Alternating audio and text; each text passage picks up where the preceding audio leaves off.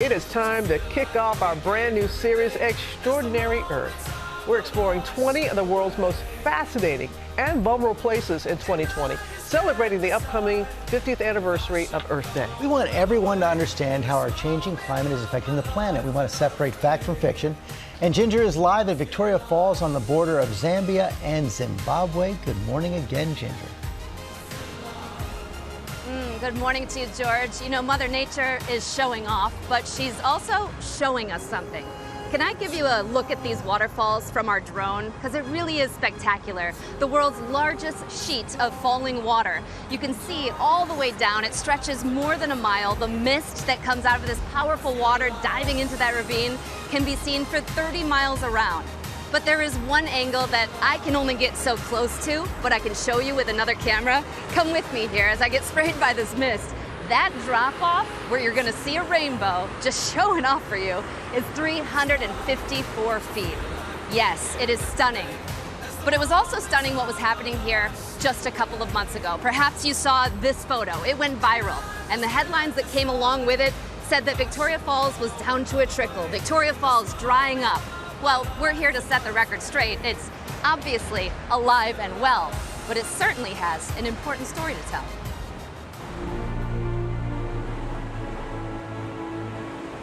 It's one of the 7 natural wonders of our world, Victoria Falls, or as the locals call it, Mosiatunya. It means the smoke that thunders.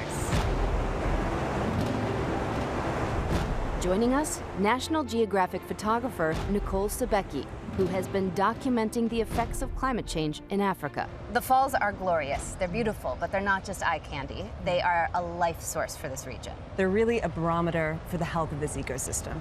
The Zambezi River feeds into this fall, and along the Zambezi River are millions of people and animals like elephants, giraffe, buffalo, who rely on this water source. The drought in Zimbabwe in the fall, that we had over 200 elephants that died from starvation because they couldn't access water. Just this December, though, the future of the falls coming into question. Some of the lowest days of water flow on record. And this photo went viral, which led to reports claiming that Victoria Falls was drying up. Obviously isn't true, and climate change cannot be attributed to one day or one snapshot. But what you're seeing behind me is 12.5 million gallons per minute pouring over these waterfalls. That is still below their long-term average. I've seen increasingly frequent and extreme drought, extreme weather events that are happening at a far greater frequency than we've ever seen before. Dr. Caetano Dube has been researching the falls for years.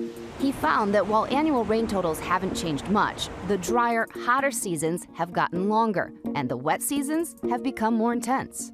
We're getting a lot at one time and very little at another time. So the extremes are getting more extreme? Yes, the extremes are getting more extreme, but we are experiencing more extremes more often than we would ordinarily have, and that's problematic. It's a problem to the people, the animals that depend on Zambezi River, and also the economies that are actually dependent on the Zambezi River. A phenomenon that some scientists have called climate whiplash, weather extremes that Sebecki says she has witnessed right through her lens. Tell me about impacts that you've seen. Temperatures on the continent are rising faster than the global average, and that's really transforming people's lives. The falls are so much more than just a beautiful thing to come and look at as a tourist, but actually their most important function is to purify this river and to sustain the millions of people and wildlife that rely on it to survive. Now, you know how passionate I am, Robin, about the atmosphere, but this story really brought in the compassion because it's about people, right, that live here, and I got to meet with some of them. I know you've been here and seen the glory, but this is such an important story. It is, and I like how you say compassion and also the passion like that. And Ginger, you've spoken about this, and that climate whiplash, it's not only affecting there, but also the wildfires in California and Australia too. Is that true? Yeah, I mean, it's fascinating how interconnected everybody is and how this story really pops up in different places like California or Australia that have seen studies already relating their extended droughts to climate change. So it's everywhere. I mean, San Francisco this month has not seen a drop of rain. This is usually their wettest or second wettest month. So we're already headed into a moderate drought, and we're really concerned about what that means for fire season in California coming up. I have to say, though, when it comes to fire, when it comes to extremes, there are so many other issues, not just climate change. Of course, you have something like sustainable building that we have to think about. There are multi-pronged issues like land management and wildfires, but all something that we've got to think about. Yeah, you are in your element. You are absolutely in your element as we see you in that majestic setting like that. Yeah. What do you have coming up in our next hour, Ginger? You don't want to miss this because we're about to take you into an adventure. This place has such beauty, but it also has a lot to do, including diving into a pool at the edge of the waterfall. I'm going to be there. You're going to swim with me. Swimming on the edge, coming up right here on GMA. You got to stay with us. Well, hey there, GMA fans. Robin Roberts here. Thanks for checking out our YouTube channel. Lots of great stuff here. So go on, click the subscribe button right over here to get more of awesome videos and content from GMA every day, anytime. We thank you for watching, and we'll see you in the morning on GMA.